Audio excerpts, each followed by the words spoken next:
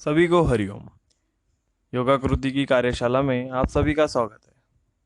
आज के प्रकरण में हम 3 आसन सीखेंगे। उसमें का पहला आसन है सर्वांग आसन। यह एक महत्वपूर्ण आसन है और अद्भुत लाभ देने वाला है। इस आसन को सर्वांग आसन नाम दिया गया है क्योंकि जब यह आसन किया जाता है उस समय शरीर के सभी अंग आसन करने में सक्रिय रहते हैं। सर्वांग आसन करने की पद्धति: पीठ के बल एकदम चिट ले जाए, जिसके बाद दोनों नथुनों से फेफड़ों में सांस भरकर दोनों पैरों को एक साथ धीरे धीरे ऊपर की ओर उठाए। तत्पश्चात पैर, नितंब और पीठ को सीधी रेखा में उठाइए। दोनों हाथों द्वारा पीठ को सहारा दीजिए। कोहनियां भूमि पर रखिए। कंधे का हिस्सा और गर्दन भूमि को ठीक से छूने दीजिए। शरीर इधर उधर हिले डुले नहीं, इसका ध्यान रखिए। पैर सीधे रखिए, फिर स्वाभाविक ढंग से श्वास लेते रहिए। दृष्टि सामने पैरों के अंगूठों पर केंद्रित रखिए। पैरों को सिर की ओर झुकाकर शरीर को शीतल करते हुए भूमि की तरफ लाइए। इस आसन में पूरे शरीर का वजन कंधों पर रहता है। गले के आगे की ओर नीचे के हिस्से में स्थित थायराइड ग्रंथि पर चित्त एकाग्र कीजिए। यह आसन सुबह शाम 2 बार कीजिए। यह आसन करने के तुरंत बाद मत्स्यासन करना चाहिए। इससे सर्वांग आसन के सभी लाभ प्राप्त होते हैं। 2 मिनट से प्रारंभ करके धीरे धीरे यह आसन आधे घंटे तक किया जा सकता है। सर्वांग आसन के लाभ: शरीर के सभी अंगों का स्वास्थ्य थायराइड ग्रंथि की व्यवस्था पर निर्भर होता है। यह आसन थायराइड ग्रंथि को अच्छी मात्रा में पोषण देता है। फलस्वरूप रक्त परिभ्रमण, श्वसन क्रिया, पाचन क्रिया, उत्सर्ग क्रिया और नाड़ी तंत्र व्यवस्थित ढंग से कार्यरत रहता है। यह आसन अत्यंत आदर्श शक्तिप्रद आसन है। यह आसन शरीर को निरोगी बनाकर स्फूर्ति प्रदान करता है। यह आसन स्वप्न दोष को रोकने में बड़ा प्रभावशाली है और ब्रह्मचर्य के पालन में सहायक है। जनेंद्रिय और गुदा के रोगों के लिए यह आसन एक रामबाण इलाज है। यह आसन मूत्राशय की बीमारियों में अत्यंत उपयोगी है। इस आसन के अभ्यास से पैरों के तलवों की पीड़ा, सूजन, जलन आदि विकार दूर हो जाते हैं। पांडु रोग एवं गलित कुष्ठ इसके पहले से हमने पीड़ित शीर्षासन का व्यक्तियों अभ्यास के किया लिए था। आसन शीर्षासन में लाभप्रद है। अपने शरीर का भार पूरा इस सर पे आसन आता से है। बहुत से नाक लोगों कान को ये आसन करने में के कठिनाई होती है क्रिया या नहीं कर पाते, तंतु उनके लिए एक सबल होते ऑप्शनल हैं आसन है और सर्वांगासन। अशुद्ध रक्त शुद्ध होता है। सर्वांगासन इस आसन से आसन के नाक सभी लाभ कान की शीर्षासन के द्वारा किए गए आसन प्रक्रिया जैसे ही तुरंत है, सबल होते इसलिए हैं हम इसको और पर्यायी आसन अशुद्ध के रूप में ले रक्त सकते शुद्ध हैं। करते हैं। तो हम देख इस लेते हैं आसन से इसके अपचन, अजीर्ण फायदे क्या है और और इसे आंतों की करना कैसे दीर्घकालीन है। बीमारियों सबसे पहले या हमको पीठ के बल दूर हो लेटना है। जाती है। ये विपरीत आसन है, जो भी हमने बैक बेंडिंग के आसन लिए, धनुरासन या चक्रासन, उसके बाद में ये आसन हम कर सकते हैं। इसमें शरीर विपरीत दिशा से में मुड़ता है। ध्यान रहे, धीरे धीरे ही आसन में जाना है, धीरे धीरे ही आसन से वापस आना है।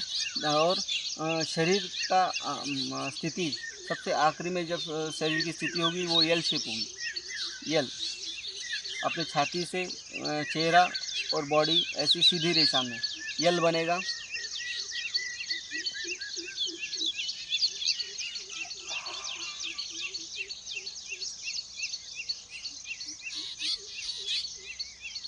पैरों को धीरे धीरे उठाना है।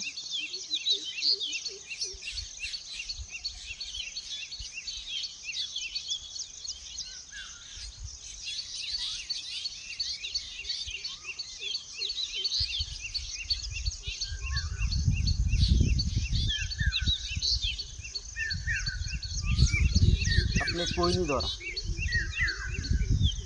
ऐसे शरीर का सपोर्ट करना है। शरीर का भार कोहनी से उठा के ऐसे पकड़ना है।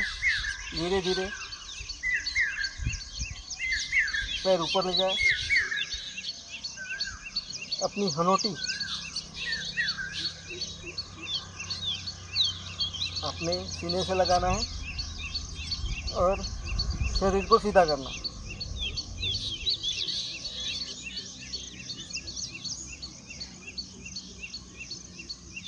अपनी नज़र पैरों की उंगली पे, अंगूठे पे।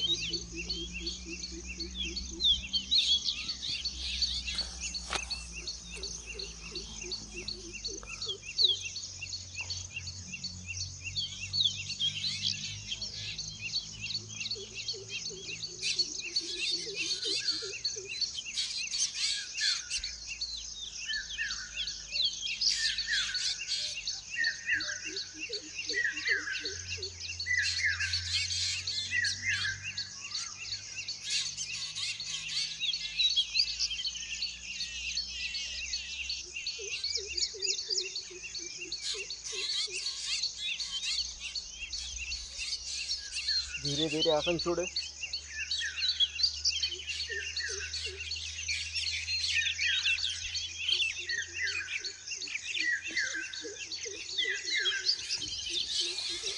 शरीर को फिर से रिलैक्स करें। धीरे धीरे सांस लें, धीरे छोड़ें।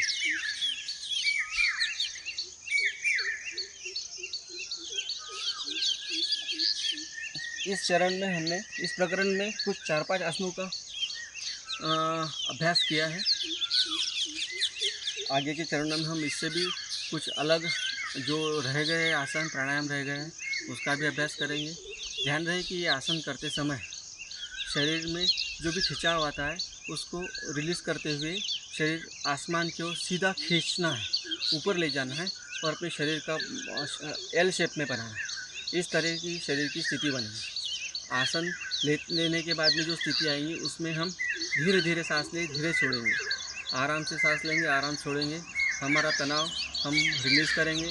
उसके बाद में हम इसकी धीरे धीरे टाइमिंग बढ़ाएंगे। 15 सेकंड, 30 सेकंड, 45 सेकंड, ऐसे धीरे धीरे हम इसका समय बढ़ाते हुए जितना हमारा समय बढ़ेगा उतने ही हमारी शरीर की तकलीफ़ें धीरे धीरे कम होती जाएंगी। धन्यवाद। अगला आसन हम देखेंगे धनुरासन।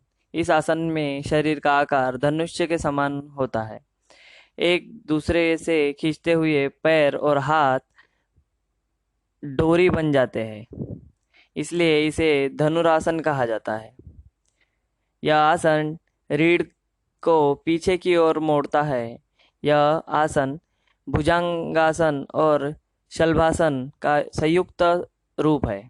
भुजंगासन, शलभासन और धनुरासन मिलकर अत्यंत मूल्यवान सम्मिश्रण बन जाता है।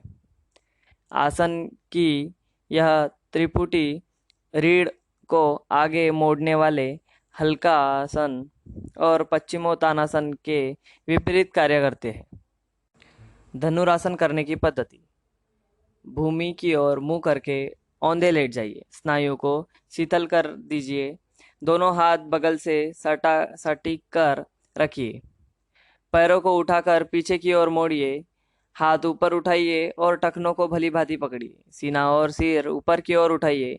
सीना फुलाइए। हाथ सीधे और कड़े बनाइए। पैरों को भी कड़ा बनाइए। इस प्रकार एक बढ़िया बहिगोल कमान बनेगी। पैरों को ऊपर खींचिए तो सीना भी ऊपर उठ सकेगा। पर्याप्त आसानी से सांस रोके रहिए, फिर धीमे धीमे सांस बाहर छोड़िए। दोनों घुटनों को साथ साथ रखिए। इस आसन में सारा शरीर पेट के बल टिका रहता है, इसलिए खाली पेट यह आसन करे। धनुष्यकार शरीर को धीरे धीरे आगे पीछे और दाएं बाएं हिलाकर व्यायाम दिया जा सकता है। जितने समय तक आराम से यह आसन कर सकते हैं उतने समय तक ही करें। यह आसन 5-6 बार किया जा सकता है। इस आसन से रीढ़ की कुबड़ और पैर, घुटने तथा हाथ का रहूमेंटिज्म दूर हो जाता है। यह आसन मेद कम करता है, आंतों को गति देकर पाचन शक्ति बढ़ाता है, तो उदर गुहा के प्रत्येक अवयव को रक्त पहुंचाकर उनका पोषण करता है। गैस और आंतों के मरीज के लिए यह आसन आशीर्वाद स्वरूप है। हल्कासन की तरह यह आसन रीढ़ को स्थितिस्थापक बनता है, हड्डियों के अकाल वृद्धत्व को रोकता है। यह आसन करने से स्वादुपिंड सक्रिय बनता है और सचित मात्रा में इंसुलिन उत्पन्न होने लगता है। जो व्यक्ति नियमित रूप से हल्कासन, मयूरासन और धनुरासन करता है, वह कदापि आलसी नहीं बनता। वह व्यक्ति हमेशा फुर्तीला, कार्यशील, शक्तिशाली रहता है।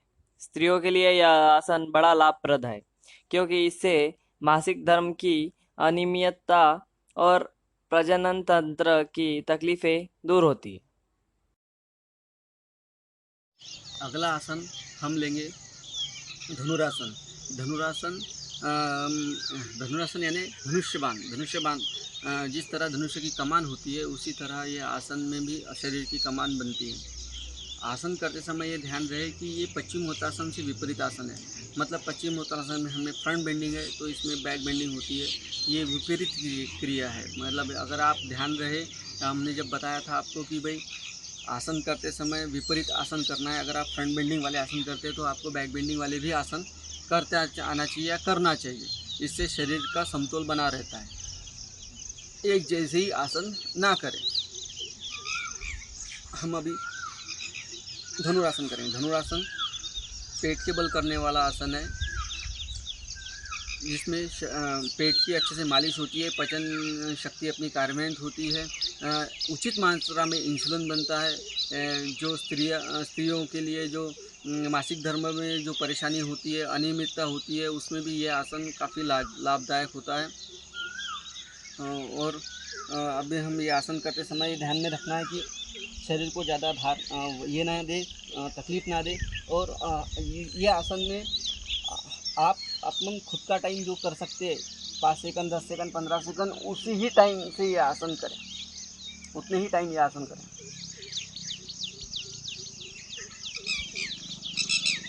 थोड़ी सांस लें। सांस के भरोसे ही ये आसन करना है। सीना सामने, दोनों पैरों को इस तरह मोड़े, घुटनों से अपने हाथों के पंजे एड़ी के नीचे।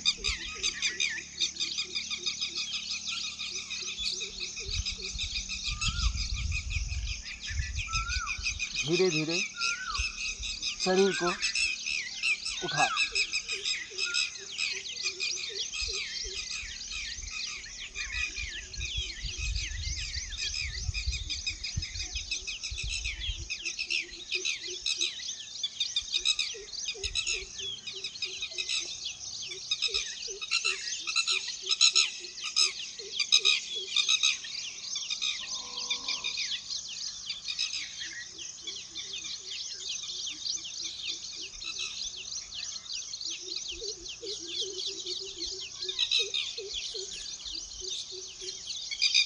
सांस छोड़ते हुए आसन करें। ध्यान रहे कि आसन करते समय हमारे पेट में कुछ रहना नहीं चाहिए। रहना नहीं चाहिए मतलब खाली पेट ही आसन करना है, कुछ खाकर ये आसन नहीं करना है, और तभी आसन का आपको लाभ मिलेगा। फिर से एक बार ये आसन आप देख लीजिए। यथासंभव जितना हो सके उतना ही शरीर को आसमान की ओर ले जाना है, हाथों और पैरों को ऊपर की ओर। जिस तरह जितना भी आप ऊंचा उठ जाएंगे, उतना ही आपका शरीर धीरे धीरे ज़मीन की ओर से आकाश की ओर जाएगा और आपका पूरा भार आपके पेट पे आएगा। इसमें आप शरीर को सामने ऐसा हिला सकते, आगे पीछे कर सकते, इधर उधर भी कर सकते हैं। ये आपके प्रैक्टिस से होगा। जैसा यहाँ पे पकड़ के छोड़ नहीं देना है और ये शरीर को ऐसा ढीला छोड़ना है। ये एकदम आसानी से ऐसा, जैसा पैर ऊपर जाता है उसको वैसा खींचना नहीं, इस तरह से नहीं खींचना, धीरे धीरे ऐसे आकाश की ओर।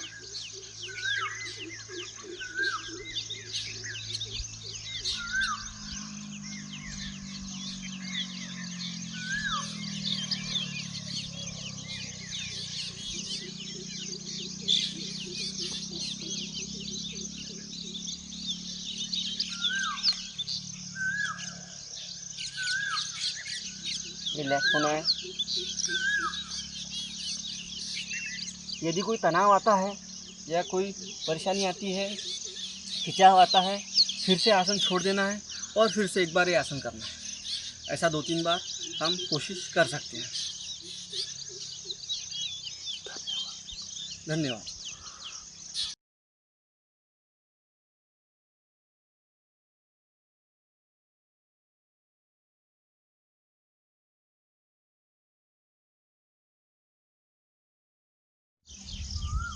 अगला आसन हम लेंगे चक्रासन। चक्रासन में भी बैक बेंडिंग होती है। इसलिए हम ये आसन थोड़ा सा आपको कठिन लगेगा। कठिन इसलिए लगेगा कि जिन लोगों ने कभी किया नहीं उनके लिए ही कठिन है, जो करते हैं या जो कर रहे हैं उनके लिए कठिन नहीं है। इस आसन में शरीर का भार पूरा हाथों और पैरों के पंजों पे होता है और शरीर उल्टी दिशा में, मतलब जैसा धनुरासन किया है, धनुरासन की विपरीत दिशा में दिखता है। तो पीठ के बल लेटकर करने वाला आसन है। अभी हमने पेट के बल करने वाला आसन धनुरासन लिया, ये पीठ के बल करने वाला आसन धनुरासन है। लेकिन इसके फ़ायदे सरीके ही है क्योंकि ये बैक बेंडिंग में आता है। ये दोनों भी आसन बैक बेंडिंग में आता है। तो पीठ के बल लेटकर धीरे धीरे ये आसन कैसे करते हैं हम आपको बताएंगे। सबसे पहले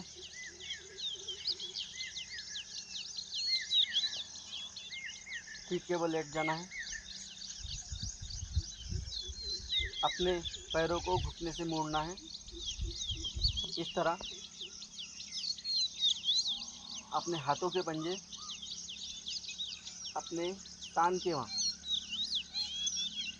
ऐसे रखना है, ऐसे नहीं, ऐसे, ये पंजे ऐसे रखना है। उसके बाद में थोड़ी सांस लेकर सांस के बल पर शरीर को धीरे धीरे उठाना है और जब शरीर पूरा उठ जाएगा तब हमारी सांस धीरे लेना, धीरे चलना, थोड़ी सांस लेना, थोड़ी छोड़ना, सामान्य सांस रहे।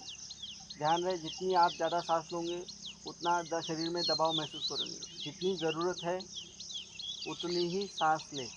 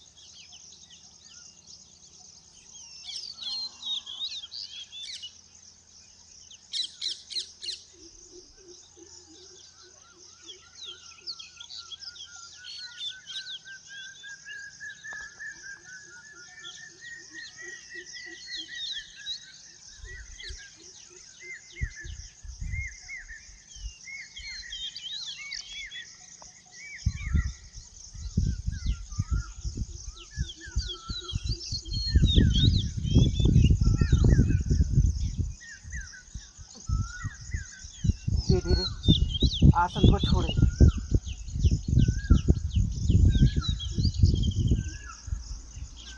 अपने हाथ अपने जंघा के वहाँ ज़मीन पर रखें। पैर जैसे थे वैसे।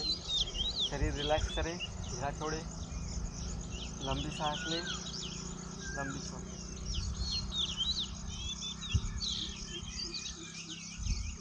शरीर रिलैक्स होने के बाद में फिर से ये आसन आप करके देख सकते हैं।